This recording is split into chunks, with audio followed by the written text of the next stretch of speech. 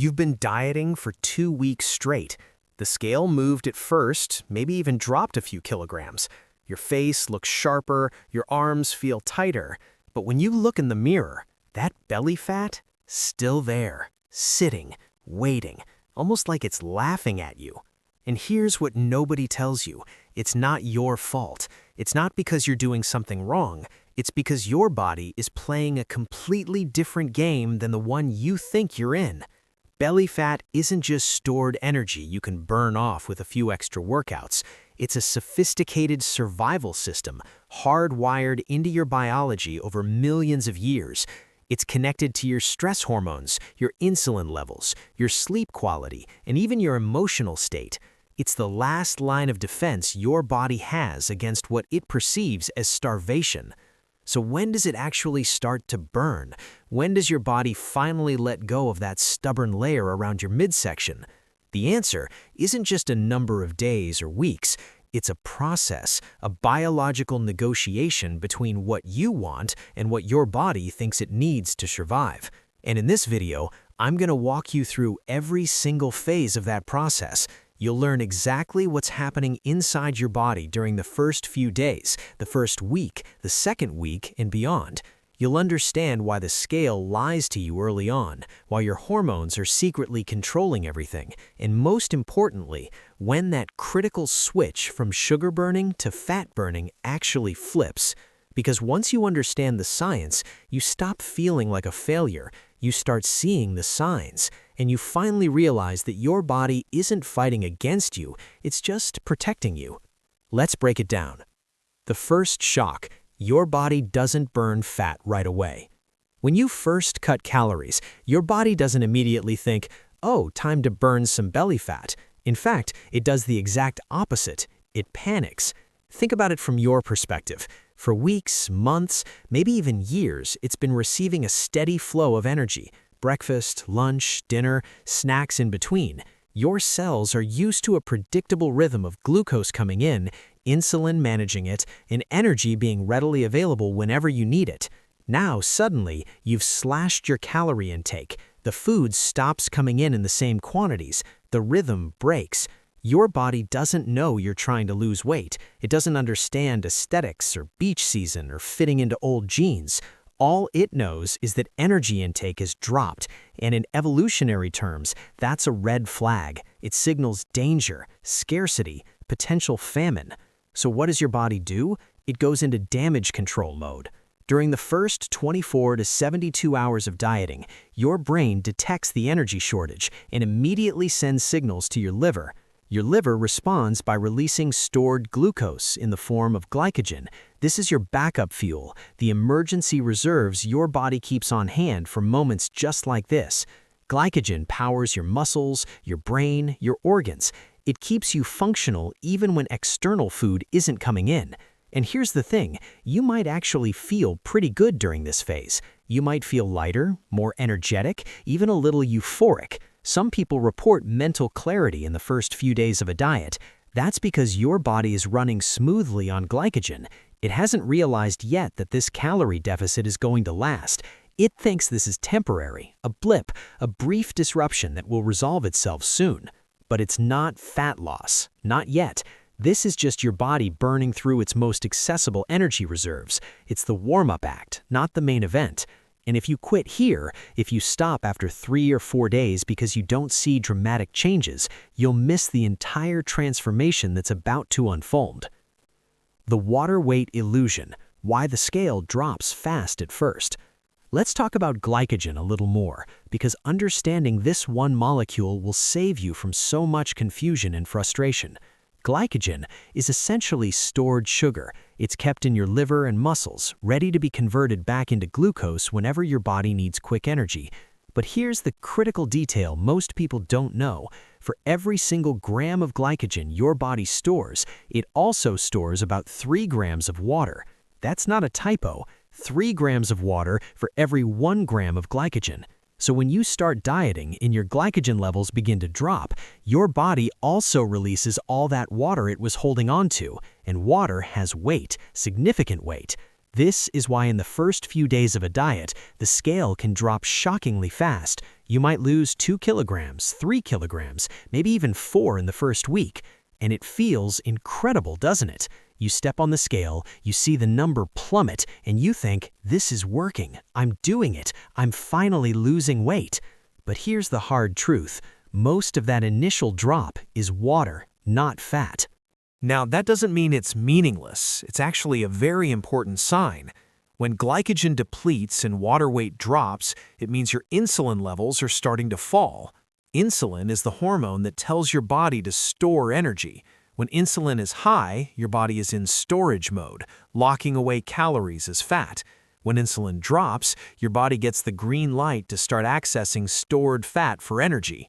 So yes, that first week of weight loss is mostly water, but it's also the signal that your body is transitioning. It's moving from one metabolic state to another. It's preparing to burn fat. The process usually takes around 3 to 5 days of consistent calorie deficits before your body is truly ready to tap into fat stores. The problem is, most people don't understand this. They see the scale drop fast, they expect it to keep dropping at that same rate, and when it inevitably slows down or plateaus, they think the diet has stopped working. They get frustrated. They quit. And that's the tragedy, because right when they quit, right when they assume nothing is happening, that's exactly when the real fat burning is about to begin. Week 1, the deceptive victory. The first week of dieting can feel like magic. You wake up lighter, your clothes fit a little looser, you catch a glimpse of yourself in the mirror and think, I can actually see a difference. And you can, but it's not the difference you think it is. What you're seeing is your body shrinking from glycogen and water depletion. You're seeing your digestive system lighten up from less food volume. You're seeing temporary changes that, while encouraging, don't yet represent actual fat loss. This is where many people make a critical mistake. They assume that the first week went so well, the next few weeks will be the same. They expect linear progress. They think, if I lost 3 kilograms this week, I'll lose 3 kilograms next week and 3 the week after that. But biology doesn't work like that. By the end of week 1, your body starts to recognize a pattern. Energy intake is still low. Glycogen reserves are depleted. Water weight is gone. And now your body has to make a decision. Is this temporary or is this the new normal? When it realizes the calorie deficit isn't going away, it begins to adapt. And this is where things get interesting and frustrating. Week 2, metabolic adaptation kicks in. By the second week of consistent dieting, your body is no longer confused. It understands that food is scarce, and it responds accordingly. This response is called metabolic adaptation, and it's one of the most understood concepts in weight loss. Your metabolism doesn't just sit there passively burning calories at the same rate forever. It's dynamic. It adjusts based on how much energy is coming in.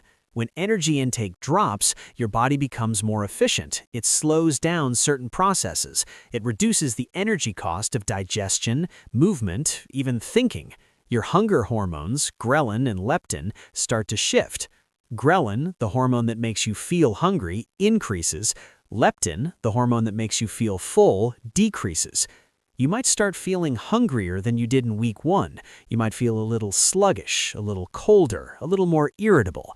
Your body is trying to conserve energy because it still thinks there's a famine happening. And here's the irony. While this feels like bad news, it's actually a sign that you're getting closer to the fat-burning phase. Your body is stabilizing. It's recalibrating its energy systems. It's preparing to use fat as its primary fuel source instead of relying on quick-burning glucose. But this is also the week where most people quit. They hit a plateau. The scale stops moving. They feel tired and hungry. They think, this isn't working anymore, and they give up.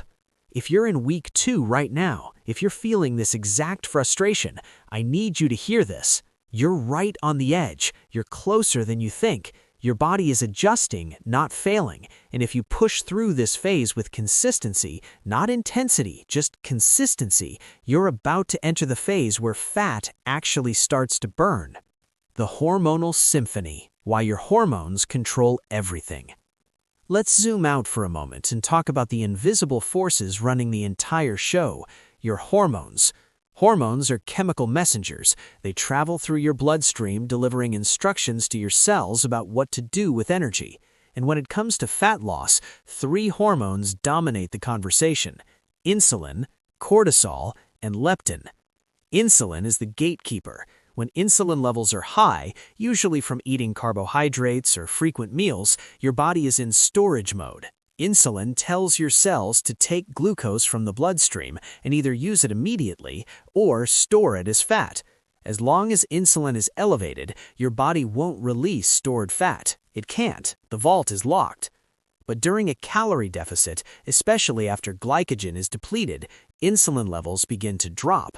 And when insulin drops low enough, your body finally gets permission to unlock fat stores and use them for energy.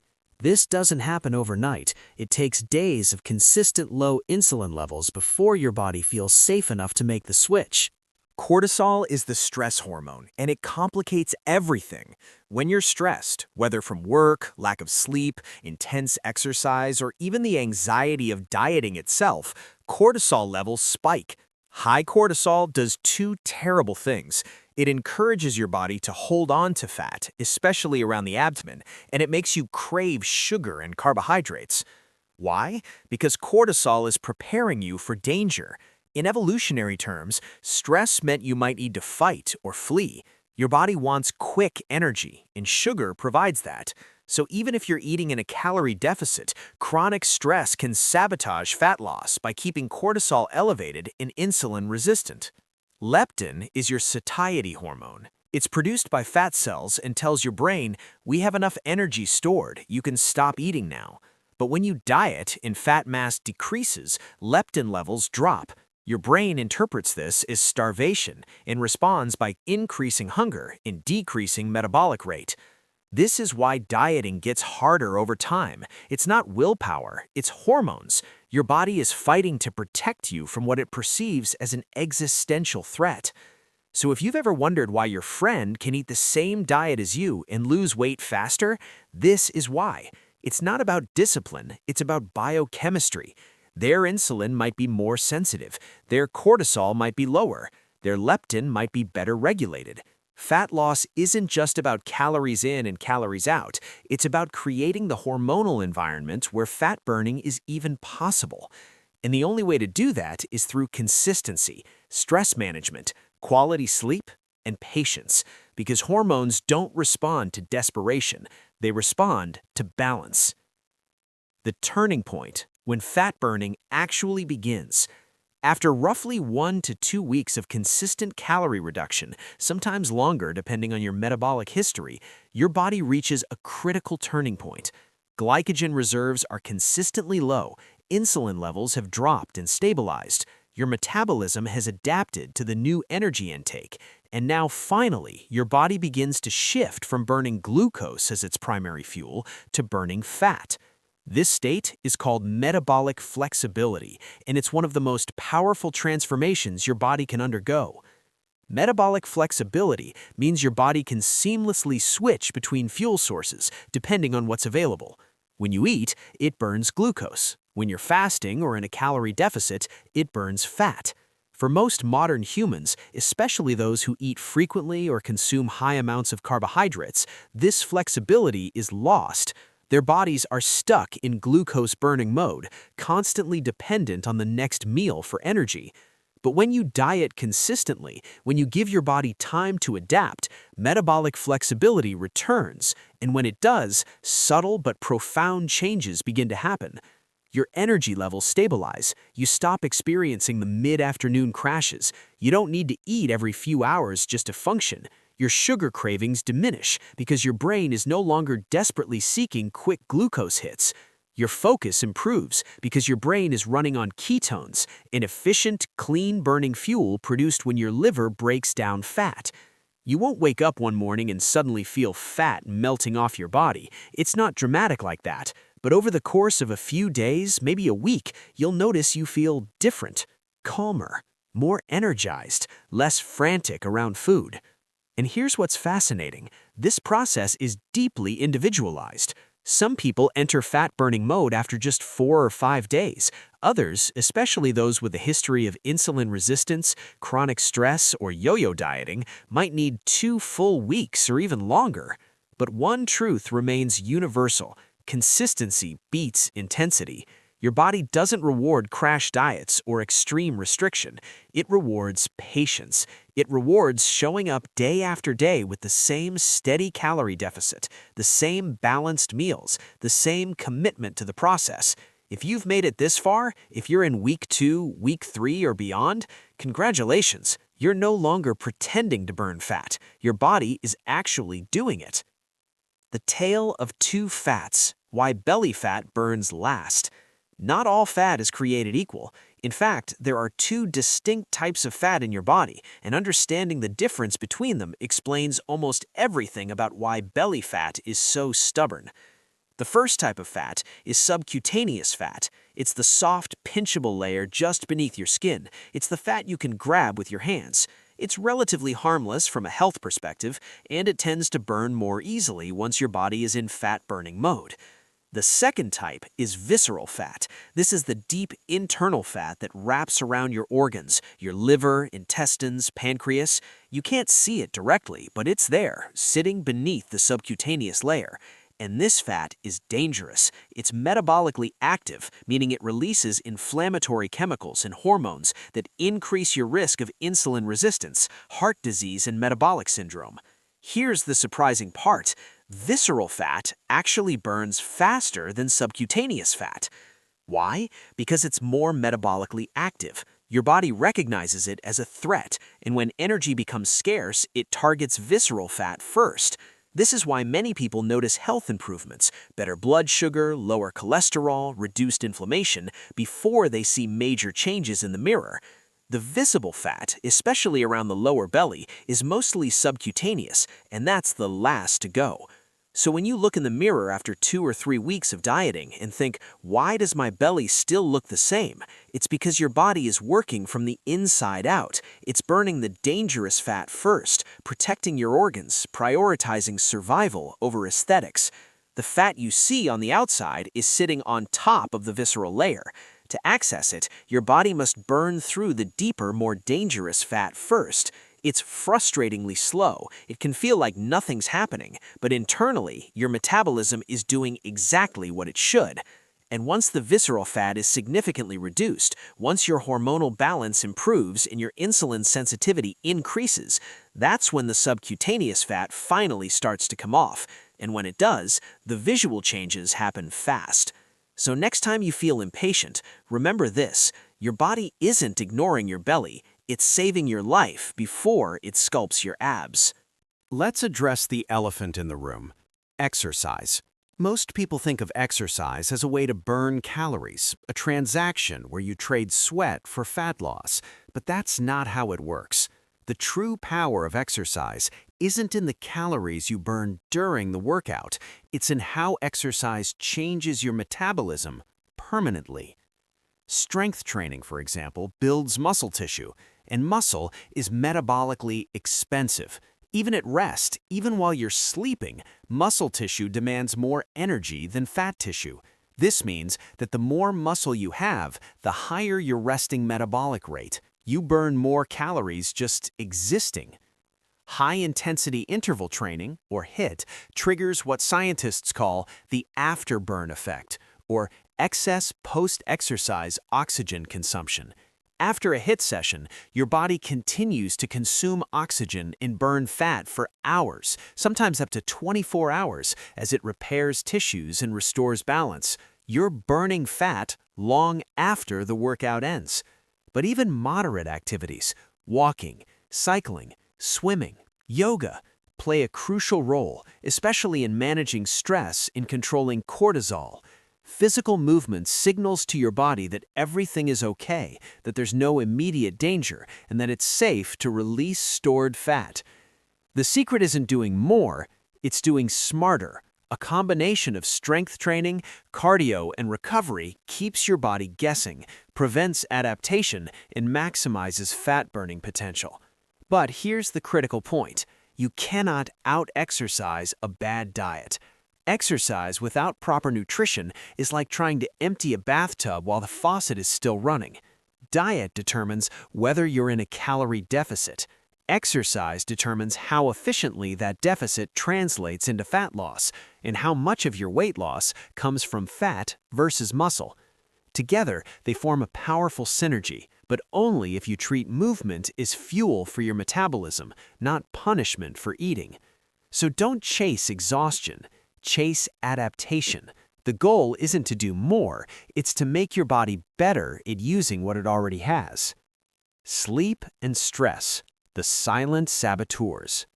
You can have the perfect diet, you can follow the best workout routine, you can have unwavering discipline, but if you're sleeping poorly and living under constant stress, belly fat will cling to you like armor.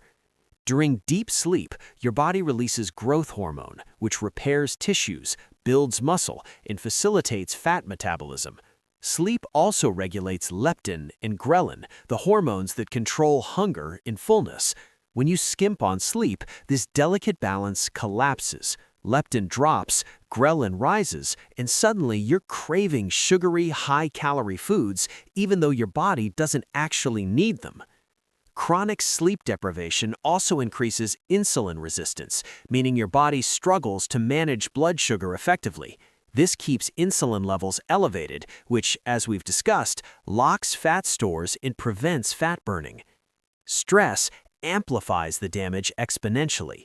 Elevated cortisol doesn't just block fat burning, it actively redirects fat storage towards the abdomen. It's your body's way of protecting vital organs from perceived danger, even if the danger is just a stressful workday, financial anxiety, or relationship conflict.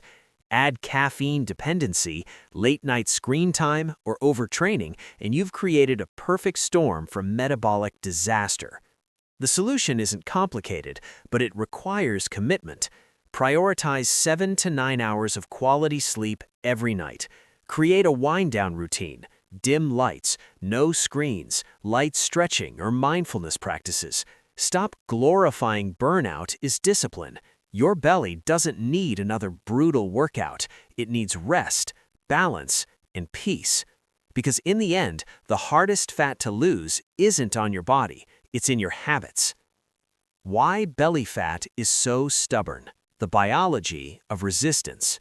You've cleaned up your diet, you've exercised consistently, you've slept better, and yet your belly fat barely budges. It's not your imagination, this is biology at work. The abdominal region has a lower density of blood vessels compared to other parts of your body. It also has fewer beta-adrenergic receptors, the receptors responsible for triggering fat release. In simple terms, it's physically harder for your body to reach belly fat and mobilize it for energy. Think of it like this. Your body has highways leading to some fat stores and dirt roads leading to others. Belly fat is at the end of the dirt road. It takes longer to access, longer to transport, and longer to burn. Moreover, the belly is often a reflection of long-term hormonal and lifestyle imbalances, years of elevated insulin from high sugar diets, chronic stress keeping cortisol levels high, inconsistent sleep disrupting hormonal regulation, poor gut health causing inflammation. All of these factors accumulate in the midsection. The belly becomes a storage site for metabolic resistance, a physical manifestation of internal dysfunction. While your arms and face may respond quickly to weight loss, the belly represents the accumulated damage of months or years. It's where your body stores energy for the absolute worst-case scenario: prolonged famine, severe illness, extreme stress. But here's the twist, and this is important. Once hormonal balance improves, once insulin drops and stays low, once cortisol is managed, once muscle mass increases, the body finally begins to pull energy from the midsection. The process feels painfully slow. Weeks can pass with minimal visible change. But when it starts, when the hormonal environment is right and your body feels safe enough to release that stored energy, the visual transformation happens fast. The key is consistency through the plateau, because right beyond that frustration, right beyond the moment where most people quit, lies the real transformation. Remember, your body isn't betraying you, It's protecting you. Fat loss is permission-based, not punishment-based. The SMART deficit. Why extreme diets backfire. The phrase, eat less, move more, sounds simple, but biology doesn't play by slogans. A moderate calorie deficit, around 15 to 20% below your maintenance calories, keeps fat loss steady while preserving muscle mass and metabolic health. This teaches your body that food is still coming, just in slightly smaller amounts. It signals that there's no emergency, no famine, and therefore no need to hold on to every last bit of stored fat. But go extreme, drop calories too aggressively, and your body interprets it as starvation. Your thyroid function slows down to conserve energy. Leptin levels plummet, increasing hunger. Cortisol spikes, encouraging fat storage. You've created the perfect storm for metabolic resistance. Extreme diets often lead to rapid initial weight loss, which feels incredible at first, but it's followed by brutal rebounds. The moment normal eating resumes, the body overshoots, storing fat faster than before in a phenomenon known as fat overshooting. It's a survival instinct, not a personal failure. This is why crash diets don't work long-term. They're not sustainable, and they teach your body to become more efficient at storing fat, not burning it. Pair a SMART moderate deficit with high protein intake and resistance training, and you'll accelerate fat metabolism. Protein has the highest thermic effect of all macronutrients, meaning your body burns more calories just digesting it. Resistance training signals to your body that muscle is needed, so it prioritizes burning fat instead. Sustainable fat loss is a negotiation, not a war. The goal isn't to starve your body into submission, it's to educate it, to show it that fat burning is safe, sustainable, and beneficial. The million-dollar question: when does it actually start? This is what you came here for, the answer, the timeline. On average, for someone following a consistent calorie deficit with balanced macronutrients and regular movement, the body begins burning noticeable belly fat between the 3rd and 6th week of dieting. That's when glycogen stores are consistently low, hormonal balance has stabilized, and metabolic adaptation has settled into a new rhythm. That's when insulin sensitivity improves, cortisol is managed, and your body has learned to use fat as its main fuel source. For some people, especially those with insulin resistance, a history of yo-yo dieting, or chronic stress, it may take closer to 8 to 12 weeks before the body starts targeting the abdomen. But once that shift happens, progress compounds. Fat loss accelerates because your metabolism has finally learned to efficiently use stored fat. Science tells us it's not about how fast you start burning fat, it's about how long you can maintain the state where fat remains your main energy source. The first few weeks test your discipline, the following months test your identity, your ability to keep going when progress feels invisible, your willingness to trust the process even when the scale doesn't reflect your effort. So yes, the real answer isn't when it starts, it's whether you'll still be there when it does. How to know you're in fat-burning mode. How can you tell if your body has entered fat-burning mode? It's not about the number on the scale, it's about how you feel. When your metabolism shifts to using fat as fuel, several biological markers emerge. Energy stability. Your energy levels remain consistent throughout the day. No more crashes, no desperate need for snacks every few hours. You can go longer between meals without feeling shaky or irritable. Reduced sugar cravings.